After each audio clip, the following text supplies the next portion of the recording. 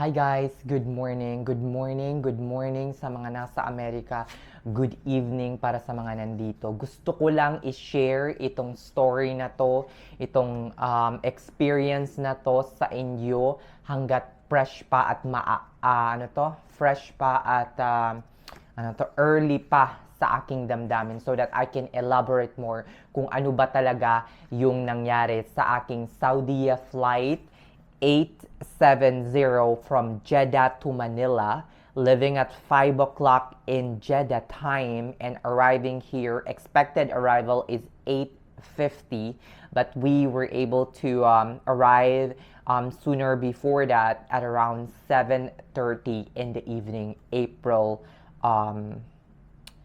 Ang date ng ano to is April 15, I think. Yes, April 15. Early morning flight sa Jeddah. So, nangyari ito, nakakaloka at nakakalungkot. Grabe na talaga yung kabastusan, pang-aapi at pagkawalang modo ng mga Saudiya flight attendants sa ating mga kababayan. This is really unacceptable, as in sobra.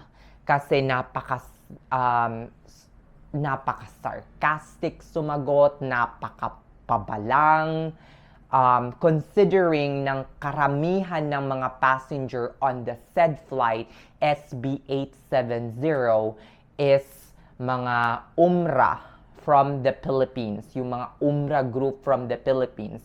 And karamihan sa kanila, itong perang ito na ginastos nila for their round trip ticket na binook nila sa Saudiya is pinag-ipunan nila, retirement nila, or nag-loan man sila, or kung ano man. As in, nakakaloka na itong ganitong pagtrato ng Saudiya flight attendant sa ating mga kababayan. Gusto ko lang i-share ito para, malaman kung gaano kabulok yung Saudiya service on air pagdating sa flight, especially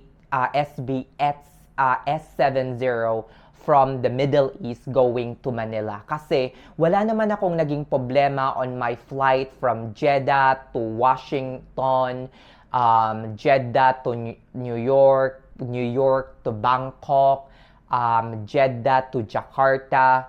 Ito lang talaga as in mga Filipino flight attendant from Jeddah, Saudi Arabia to Manila. I think they are a Jeddah-based cabin crew.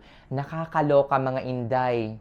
Bakit kung yung ibang mga lahi kaya nyong irespeto ng bonggang-bongga, American, British, or kung ano man, kulang na lang magbow kayo.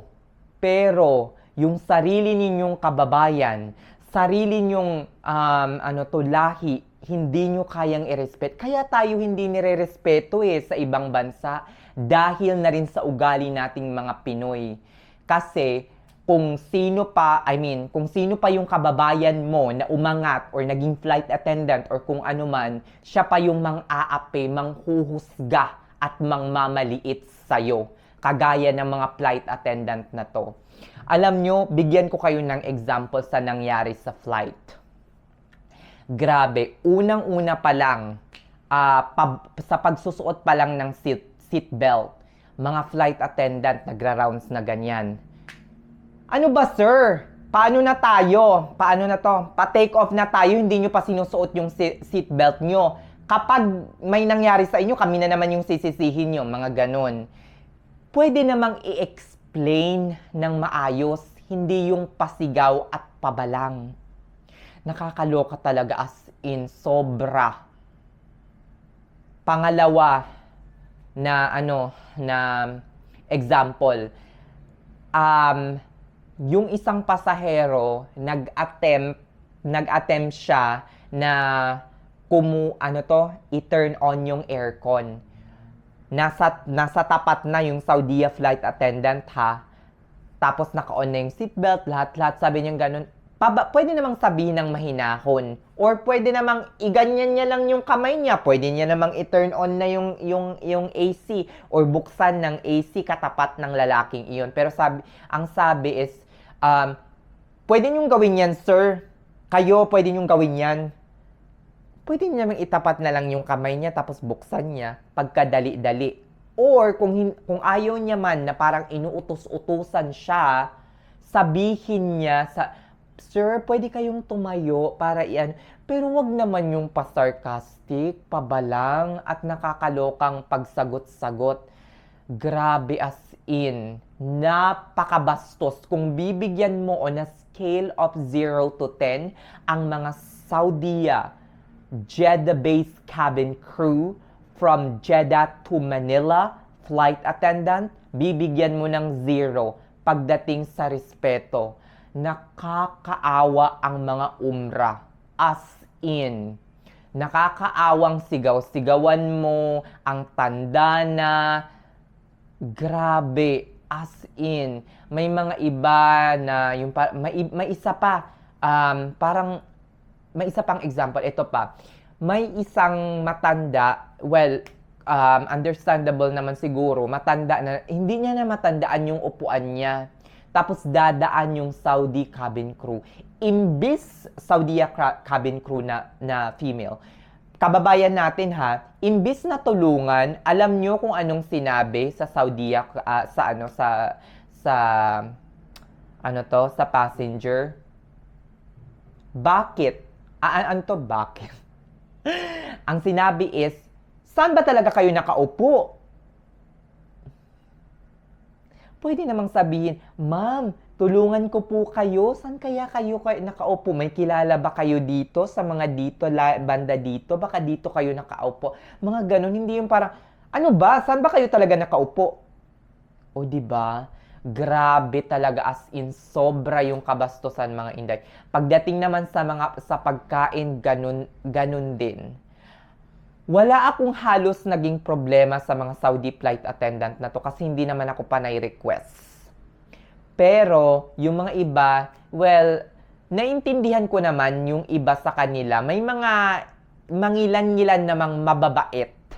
Pero as in, nakakawalang modo. Lalo na yung nakasalamin na flight attendant na Jeddah to yung nakasalamin, nakakaloka ang sama ng ugali, day. At saka yung isa pa, yung parang maliit.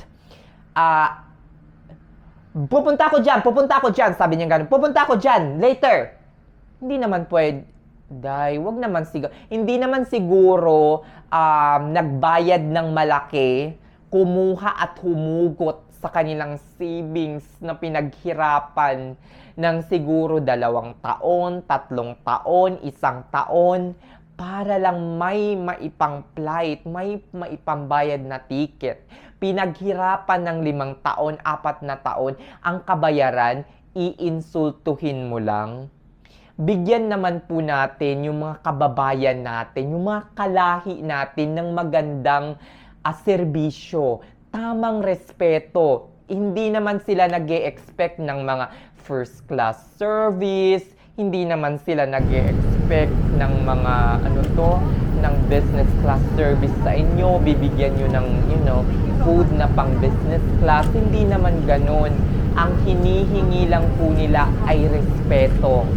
Respeto bilang isang tao.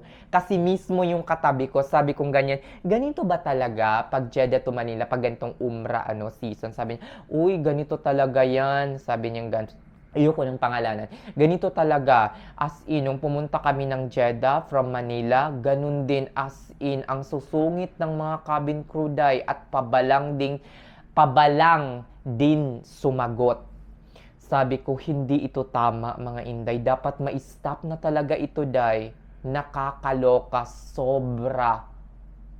Sana mabigyan ito ng pansin ng Saudiya.